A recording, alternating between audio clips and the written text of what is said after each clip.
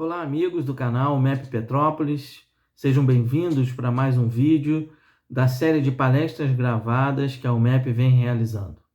Esta palestra, desta vez, será realizada pelo nosso irmão, amigo Rogélio Jacinto, cujo tema será o capítulo 17, Sede Perfeitos, de O Evangelho segundo o Espiritismo. Se você ainda não é inscrito em nosso canal, inscreva-se agora e acione o sininho para receber as notificações. Toda vez que uma nova palestra for realizada, você receberá a nossa mensagem. Vamos então fazer uma ambientação, uma preparação para todos nós que estamos assistindo a este vídeo, para que possamos ouvir e refletir o que o nosso amigo e irmão Rogélio Jacinto falará. Mestre Jesus, guia, amigo e modelo, que a tua paz recaia sobre o nosso planeta, inundando os nossos corações, as nossas mentes, com as tuas vibrações amorosas de fraternidade, de equilíbrio, de saúde física e mental. Que então, Mestre, na certeza da tua presença para conosco, na caminhada terrena, possamos também agora ouvir e refletir a tua doutrina através dos ensinamentos que Kardec nos deixou com os espíritos codificadores. Permaneça conosco, Mestre querido, graças a Deus, nosso Pai. Então, meus amigos, vamos à palestra do nosso irmão Rogélio Jacinto, cujo tema será Sede Perfeitos, capítulo 17 do Evangelho segundo o Espiritismo.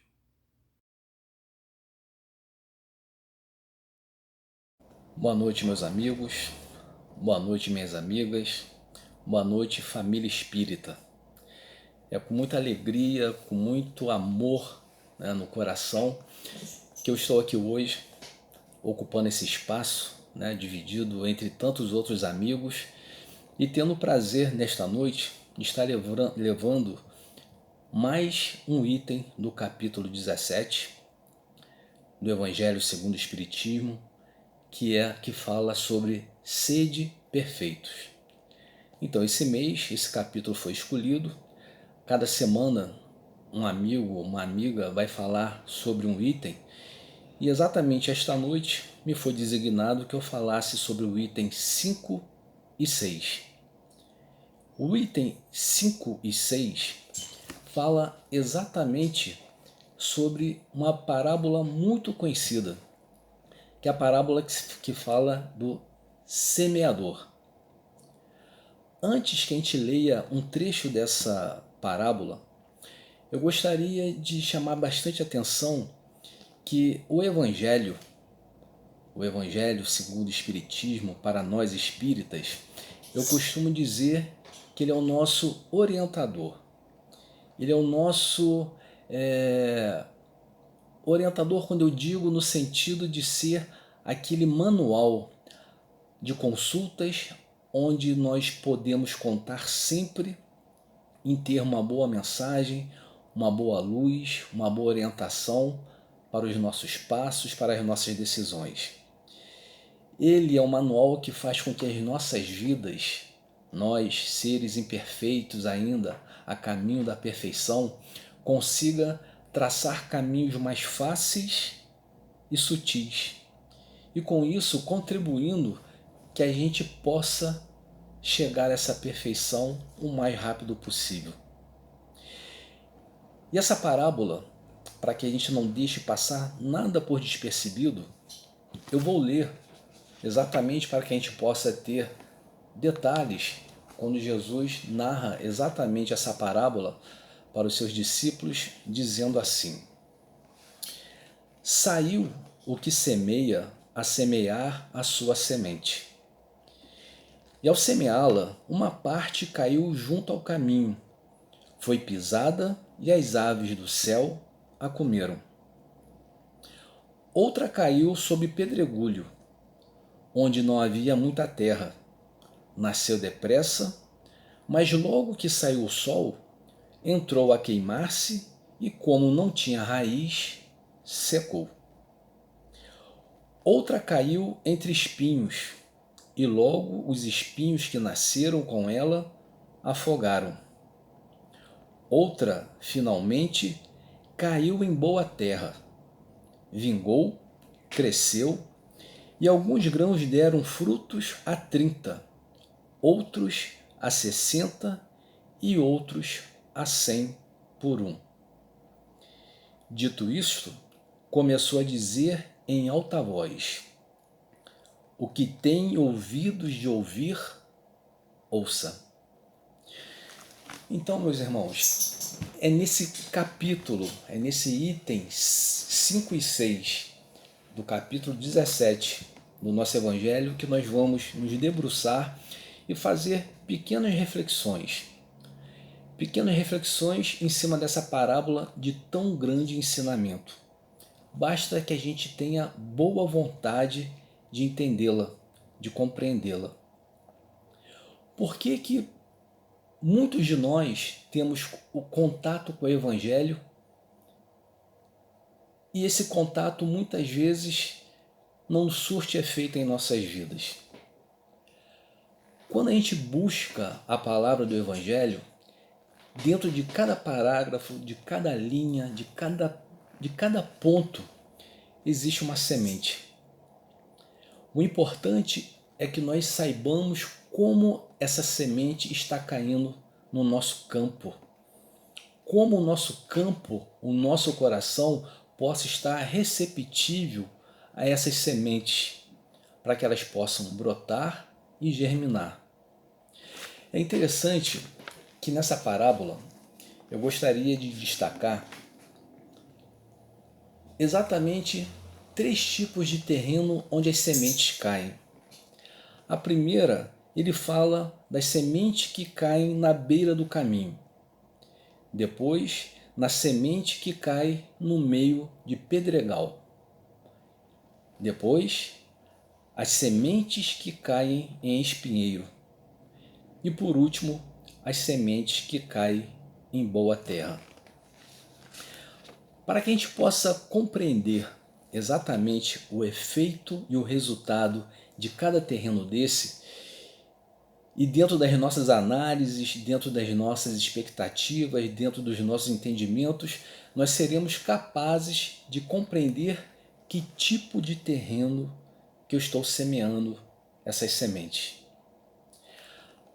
A primeira semente em destaque, a que fala as que caem à beira do caminho, eles dizem exatamente assim: a que cai à beira do caminho são aqueles que a ouvem, mas depois vem o mal e atira a palavra dos seus corações, para que nada suceda, que crendo sejam salvos. Quantos de nós, às vezes,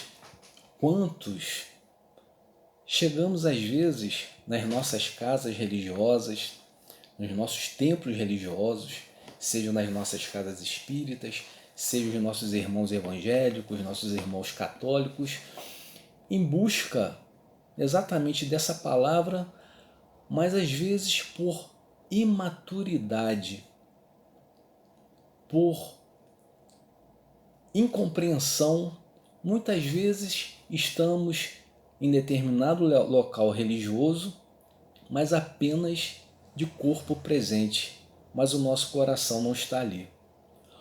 Ou assim mesmo, quando o nosso coração está, às vezes essas sementes que estão sendo jogadas para que possam frutificar no nosso campo, no nosso coração, para que ela possa dar frutos, muitas vezes elas caem na beira do caminho, onde os pássaros vêm, comem, e outras pessoas passam e pisam, levando todas essas sementes, sem que elas possam gerar frutos em nosso campo. Por que isso acontece?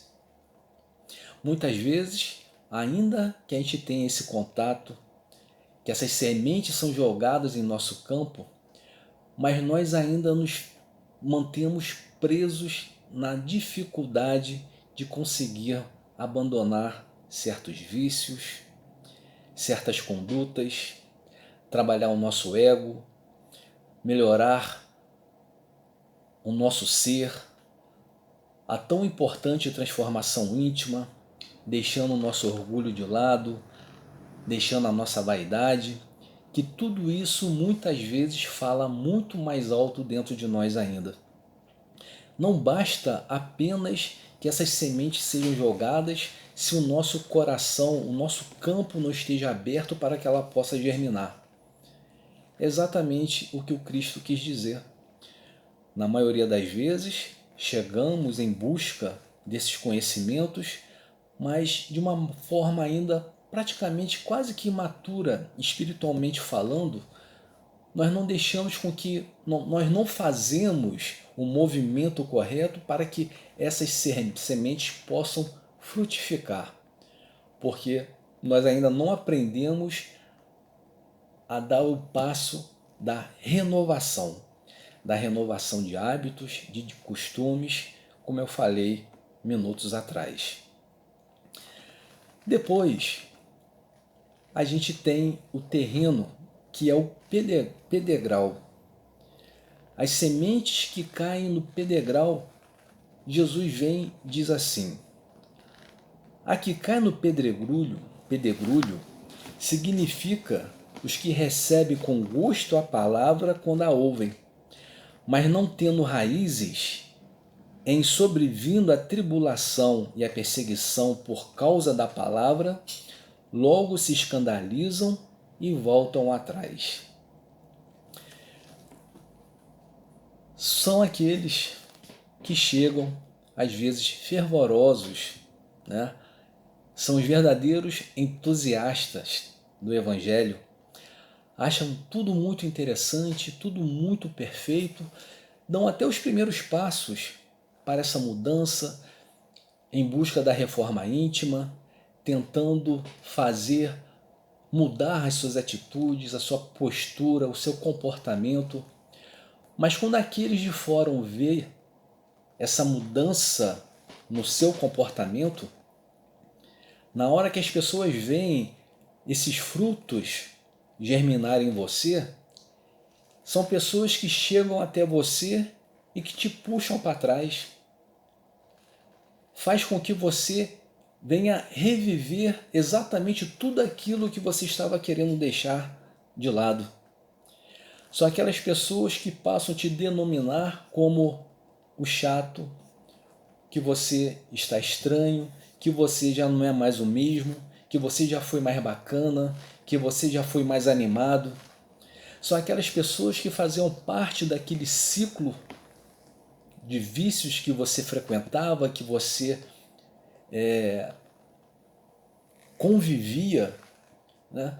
Mas chega um determinado momento de cada um de nós, onde algo nos chama para algo a mais em nossas vidas. Esse algo a mais seria exatamente esse contato com o Evangelho que provoca essa transformação, essa vontade de ser e viver melhor. Muitos superam, conseguem seguir em frente, mas muitos desistem. Começam tão bem, começam dedicados, começam fervorosos, mas infelizmente às vezes sentem a influência ainda daqueles que estão lhe observando de fora, observando essa mudança, mas não querendo essa melhora acontecer em você. E te cercam, te abraçam e te tiram exatamente daquele rumo ao qual você optou, que você buscou, mas você retrocede. Mas retrocede por quê? Porque as sementes que caíram no seu terreno de pedras, né, não tinham ainda terra suficiente para que aquelas raízes crescessem e se aprofundassem e que nada pudesse impedir que alguém te arrastasse novamente de onde você veio.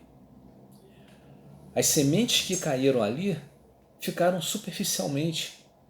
Você ainda não tinha um terreno arado, aquela terra fofa, onde a semente cai, as raízes crescem, se aprofundam e se firmam. É isso que acontece exatamente em muitos que chegam entusiasmados, mas ainda com pouca terra arada, onde há mais pedra do que uma terra onde essas sementes poderiam germinar. Mas dando sequência, aí vem o terceiro terreno, o terreno dos espinheiros. E quando chega nessa parte da parábola que fala dos espinheiros, Jesus narra exatamente assim. Quanto a que caiu entre espinhos, são os que ouvem a palavra, mas os cuidados deste mundo, a ilusão das riquezas e as outras paixões a que dão entrada, afogam a palavra e assim fica infrutuosa. Meus irmãos, puxa vida, né? Não é difícil, né? Muito pelo contrário, como é fácil, nós mesmos, na nossa própria experiência, né? Não estamos aqui para acusar ninguém, apontar dedos para ninguém.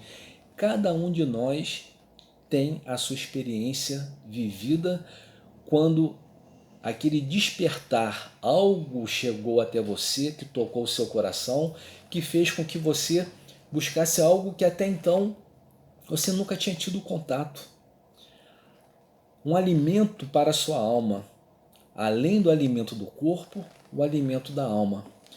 É onde, às vezes, a maioria de nós chegamos nos nossos templos religiosos. Mas só que quando nós chegamos, ao entrar nesse templo, antes de chegarmos nele, nós passamos por tantos caminhos, por tantas experiências, tantos vícios adquiridos, tantas coisas que nos fazem se perder, se desviar no caminho, que por mais que a gente entre, por mais que a gente busque a palavra do Evangelho, por mais que ela entre em nossos corações, se nós não estivermos vigilantes, muitas vezes regredimos por causa das distrações das coisas do mundo. Como nos distraímos? Quantas facilidades que existem aí fora que mexem com o nosso orgulho, com a nossa vaidade,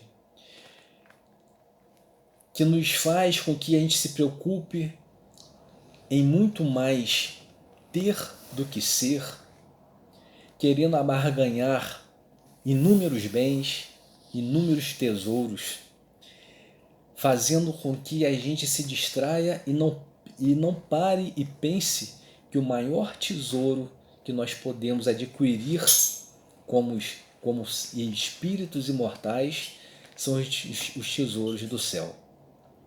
Aqueles tesouros, como bem disse Jesus, que nenhuma traça há de roer e nenhum ladrão há de roubar.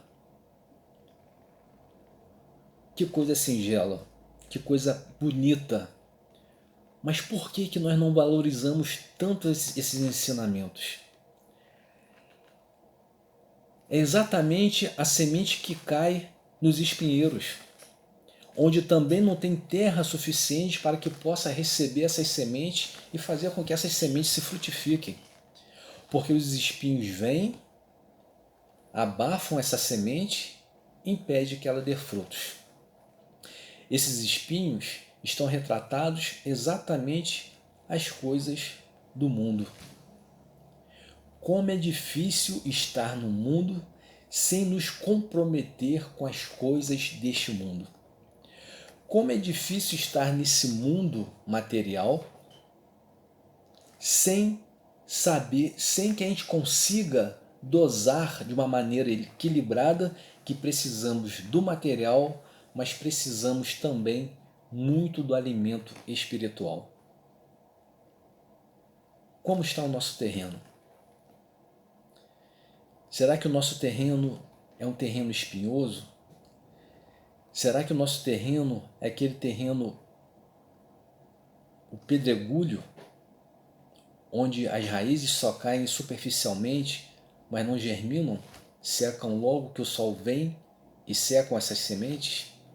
Ou são aquele terreno onde as sementes caem na beira da estrada, onde os pássaros vêm, comem, pisam e a levam sem que elas possam dar frutos? Como seria bom se nós tivéssemos, e podemos ter com certeza, o terreno onde essas sementes caem, e esse terreno é aquela terra boa.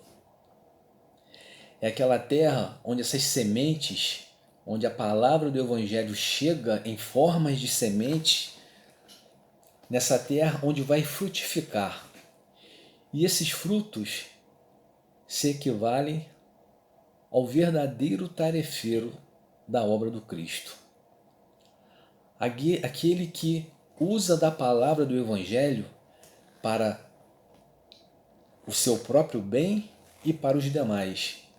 Aquele que utiliza a voz do Evangelho, a palavra do Evangelho, para consolar o irmão aflito. É aquele que vai ter sempre uma boa palavra para poder auxiliar ao desesperado. É aquele que vai estar sempre pronto a ouvir aquele que tem a necessidade de falar. É aquele que vai estar sempre disposto a estender a mão ao caído e fazer todo esse bem pelo próprio bem que esse bem o faz.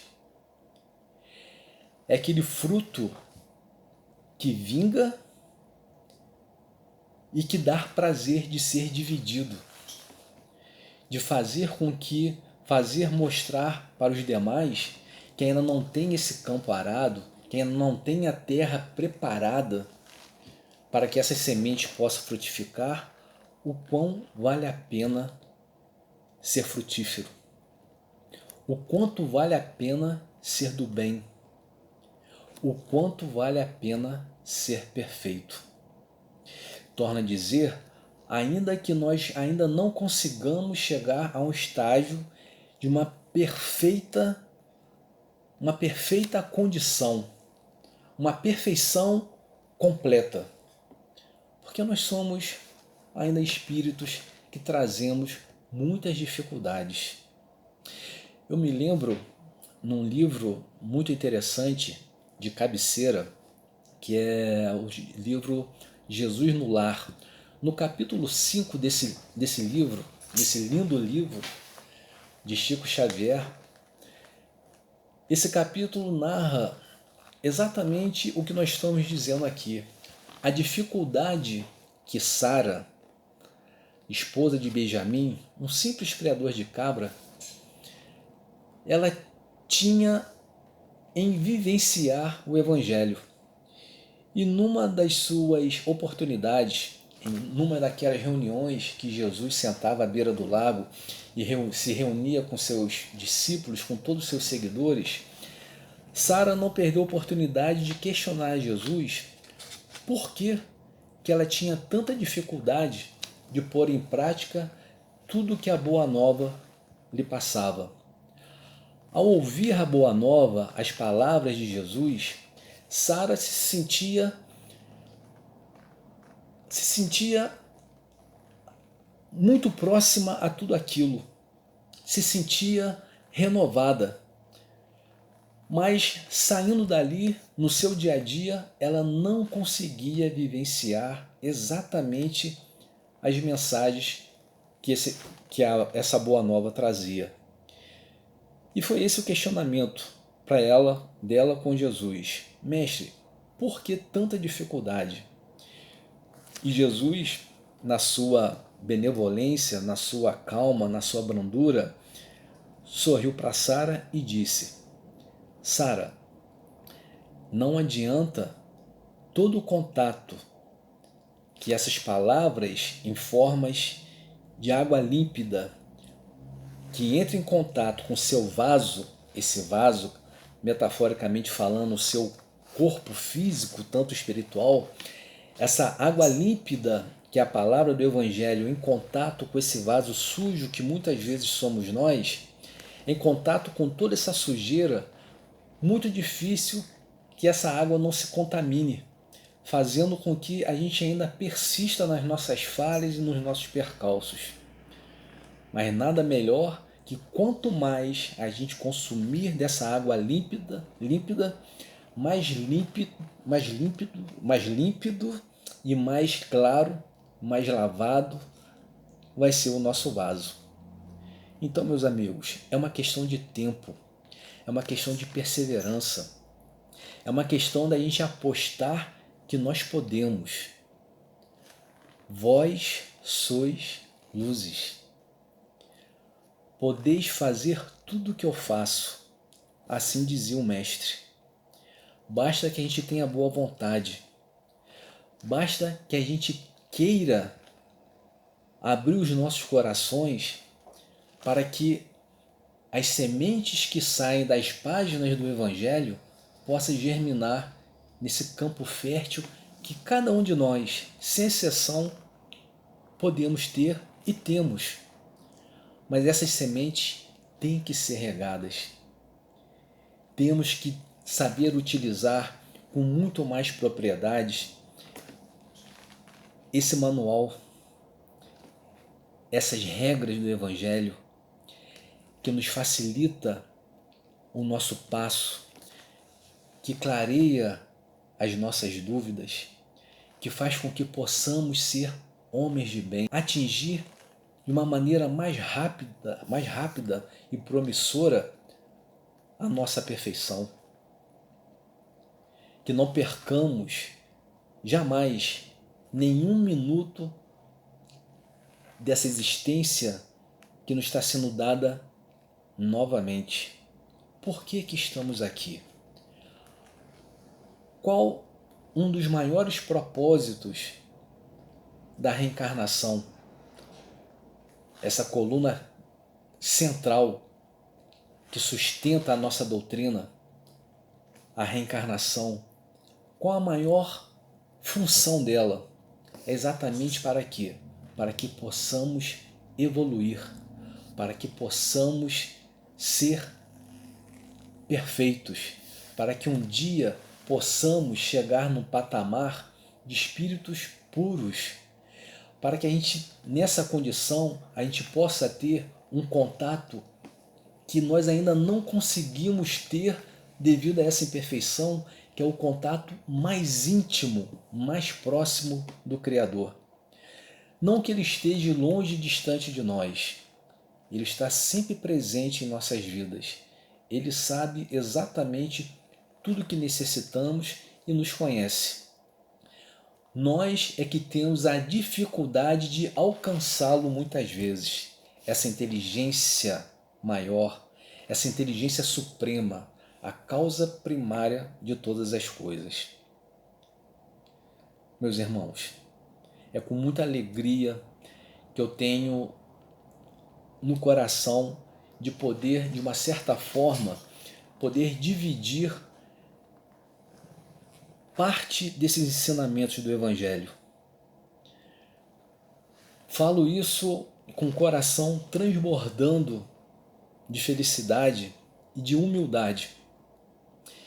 E que muitas vezes, tendo que segurar a emoção tão forte, são esses ensinamentos que mexeram comigo, na minha vida, e fez com que a minha vida tomasse um novo rumo.